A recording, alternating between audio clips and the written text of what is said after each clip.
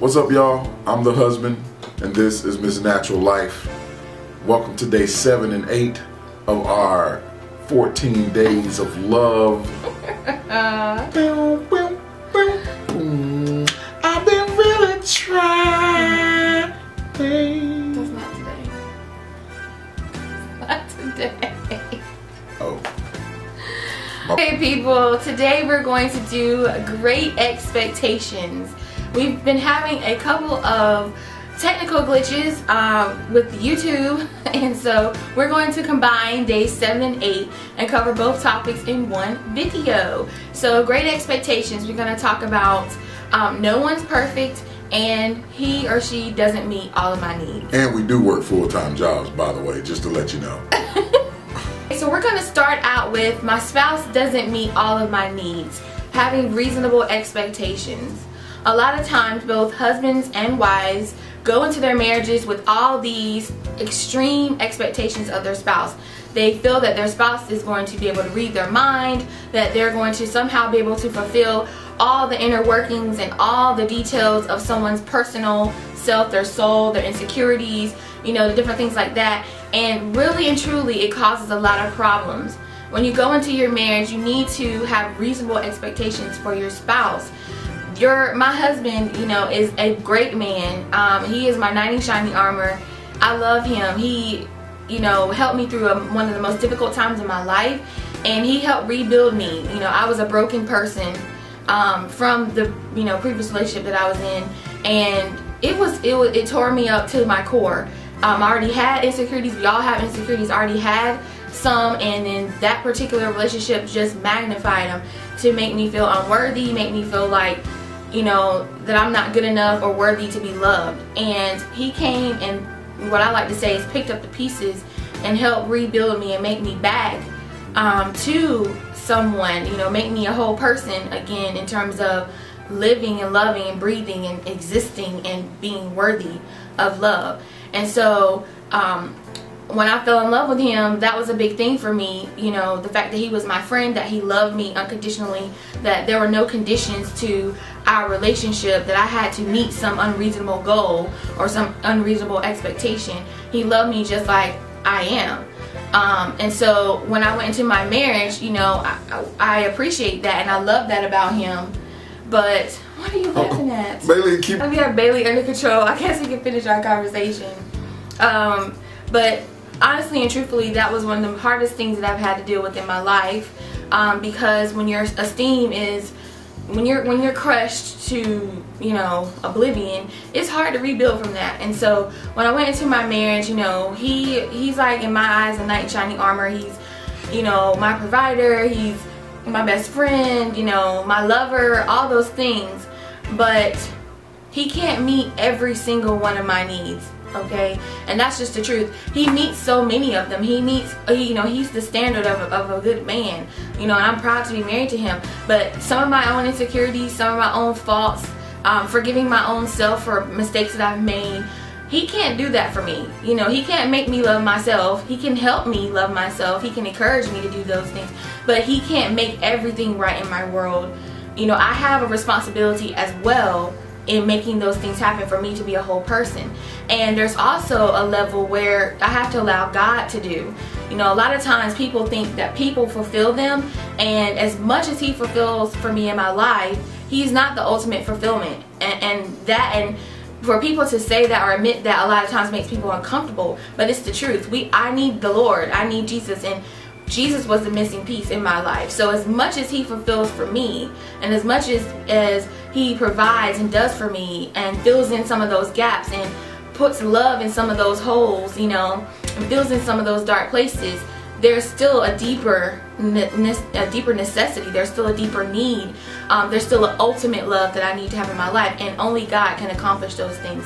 There is so much healing that had to take place in my life personally, from not just that particular relationship, but from things that happened to me my whole life, that only God can heal. And so when we go into our marriages, we have to be aware that he's just a person. You know, he's not some kind of, he's an angel to me. You know, we say you're my guardian angel, my person. Yes, he is very important in my life, in terms of what he brings to my life, but there's still an aspect that he can't reach. There's still an aspect that only God can reach. And so when we go into our marriages and when we are married, we can't have unreasonable expectations of our spouses that they are required to meet every single need that we have, because there's some needs that they're not ever going to be able to meet. And if we hold them accountable to meeting those needs, it just wreaks havoc on your marriage. And that's and adding on to that, it's just one of those things where whether you like it or not,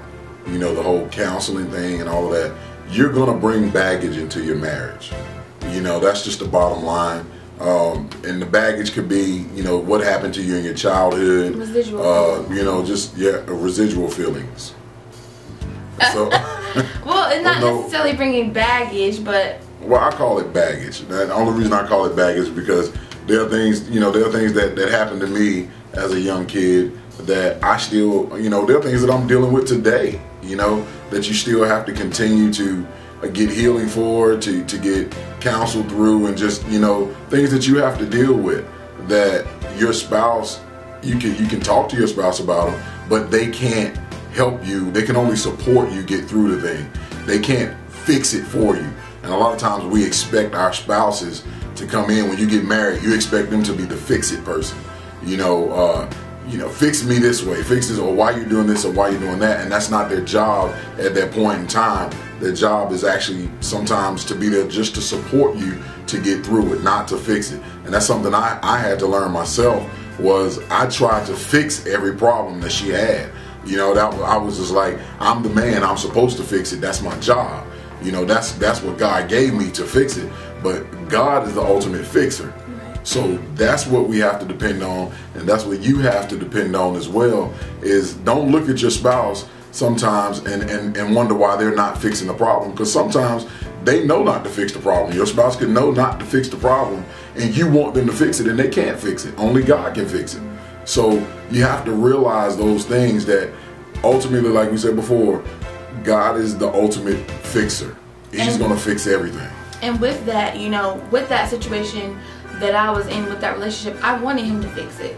You know, if you go back to our beginnings videos, you know, day 1 or 2, when we're talking about how we met and different things like that, and I went through some things, that he was my best friend. He was my best friend while I was going through a trial, and he didn't cross the line. And there were times that I wanted him to fix it, you know, because he's my best friend, and I wanted somebody to rescue me, and I wanted somebody to make it all right. But it wasn't his job to rescue me. It was his job to be there to support me as my friend through that, but it was my job to decide to get out of it. It was my responsibility to make a change and to make a choice to not allow myself to be treated, you know, less than, or to not be loved the way that I needed to be loved. That was my responsibility, and I had to take that responsibility. And I could have been angry with him and said, you know, why didn't you do this and why didn't you do that? But it wasn't his responsibility, it was my responsibility. Just like it was my responsibility to forgive. It was my responsibility to move on. It was my responsibility to forgive not only that person, but to forgive myself. And those were things that I had to walk out, that only he could support through prayer, through loving me, through letting me talk it out, through letting me cry it out, or do whatever I needed to do. But he can't make me forgive somebody. You know, right. And if I'm walking in unforgiveness, then that's affecting my life, and it's affecting his life too. But he can't make me forgive somebody, you know. So a lot of times, you know, when we've seen with our friends and our family, in situations where the one spouse is trying to make the other spouse do something and you can't do it, and the other spouse is wanting you know, their partner to make everything right, and they can't make everything right. Sure. It's not within his power to make everything right. You know, it's within God's power too, but it's with our choices. And so we just wanted to speak on that, because a lot of times, you know, people feel like because what happened in their childhood, or what happened, or what didn't happen, what love they didn't get, they expect their spouse to be able to fulfill that hole. They're not going to be able to. And that doesn't make you a failure, that makes you human. Also with that, you know, you have to have the expectation of communication. You can't expect your spouse to read your mind. I can't expect him to automatically know how I'm feeling, and know what I'm thinking, and know what I want. I have to say that. And men and women communicate. A while to learn that. Yeah. Men and women communicate differently, but we're still responsible to communicate. And so I can't expect him to just automatically know. Now, since we've been married almost 9 years, there are things that he automatically knows about me, and there are things that I automatically know about him, but it took time to get to that point. Like, watch this. Stop. See, I know she don't like that. And he does anyway. Yeah, but there, in terms of communication, I still to this day have to say, honey, I don't like that, or honey, I like this, or can we do this, or this is how I feel. And it's my responsibility to let him know that, because he's not going to automatically know it. He's not a magician. That's right. You know, and so I don't need to sit over here and be sulking and mad because he didn't recognize how I'm feeling about something. I have to say, this is how I feel, and then he has to recognize it. Right. You know, and vice versa.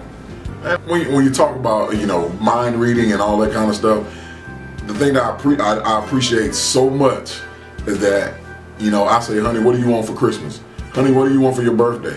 Honey, what do you want for anniversary? And she says, this is what I want. This is what I want. This is what I want. I put it on the refrigerator. You know, and there's a side note to that. You can still try to come up with something yourself, but ladies,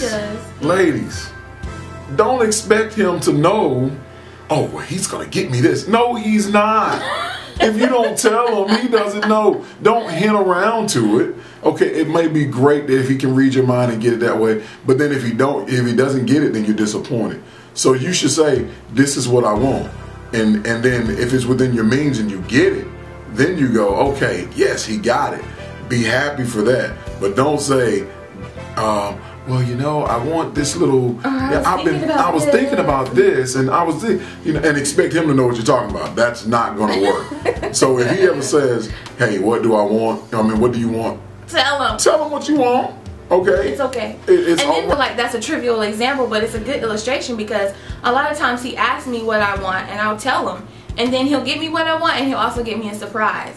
And a lot of times I'll like the surprise just as much, if not more, than what it was that I asked for, because it shows that he's learning me, and that he can try to think of something. So we're not saying don't have surprises and don't do fun things. We're just saying in terms of communicating, to just say what you want, mean what you say what you mean, and go with it that way. You have to, the communication level has to be open there to where you let him know exactly what you want. And in terms of things, in terms of running the household, and in terms of spending money and paying bills, and you know, those things that a lot of times can cause arguments, to express that, well, I would like to do this because, or I want to do it that way because, where you're talking about, but not just expecting him to know that this is the way you want to do it because that, you know, he's supposed to know. You know, that's just not a valid reason. You know, and so we don't argue over money. Yeah, we don't argue over money. That might sound strange, but I go buy something and I'll say, we check in. We check with each other. Hey, this is what I want to get. Is it all right with you? And it's all. I'll say probably 99.9 plus 1% of the time we go, yeah, go ahead and get it. So we know where we are, and we, you know, communicating back and forth. But you know, it's important to just have that exchange of communication and not expecting him to automatically know. Okay, and also with this topic of great expectations, we wanted to mention that nobody's perfect. You know, we hear that and we say that, but oftentimes, I can see you in the camera. But oftentimes, we expect our spouse to be perfect. And here's the thing: if we make a mistake, we just need to forgive each other. You know, there are going to be times that you may have disagreements and that you may not agree on things, that he may do something, you know, seriously. Go ahead. I mean, I know you're being serious, but I laugh because I thought about when I make mistakes, like, or if I do something that, you know, it might upset you, or you do something that upsets me. I thought about how my outlet is to go wash the dishes. If he goes to wash the dishes, he's not happy. So I just thought about it. I'm sorry, babe. Yeah, it's all right. It kind of threw me off. But to where there's going to be times that there's going to be difficult times and difficult trials that you may go through in your marriage that may not be necessarily with each other, but there may be with each other. And the importance of forgiveness. You know, nobody's perfect. Sometimes he has done things that have hurt my feelings or struck me the wrong way or wasn't comfortable, and I will bring those things to him, and he will say, I'm sorry, honey, I didn't realize that I was doing that, or I'm sorry, I didn't mean to do that. And to where I forgive him, and when I forgive him, not be bringing it up the next day and the next day after that and then the next time that something happens. So you have to always remember, just real simple, regardless you found your knight in shining armor, he has flaws. Real simple. Flaws come with the territory, and guess what? If you married him, you love him, accept his flaws. You know, don't fix his flaws, pray for his flaws.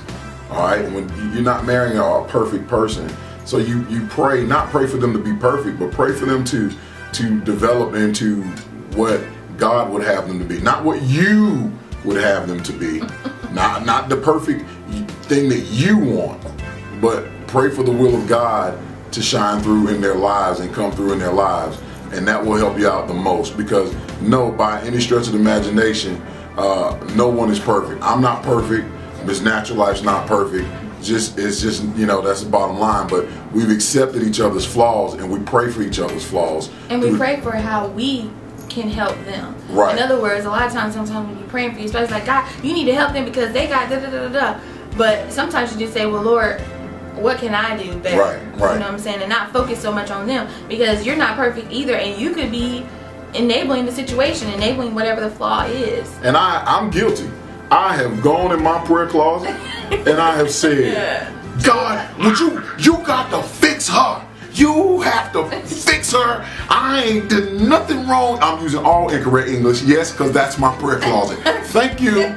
But anyway, I go in there and I'm having it out with God, and then by the end of the prayer time, the Holy Spirit says, and what have you done to make this situation better? Gut check. So don't always look to pray.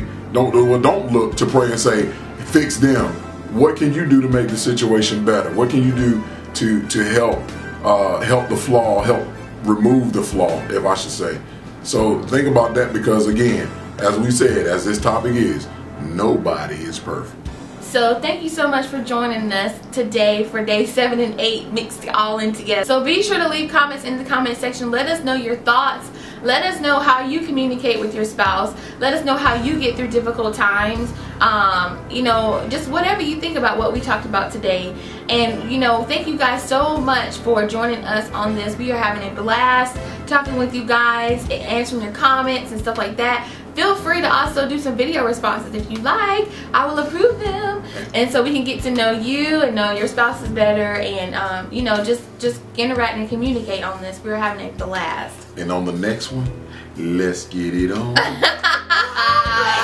He can't wait to talk about sex. All right, see y'all later. Bye.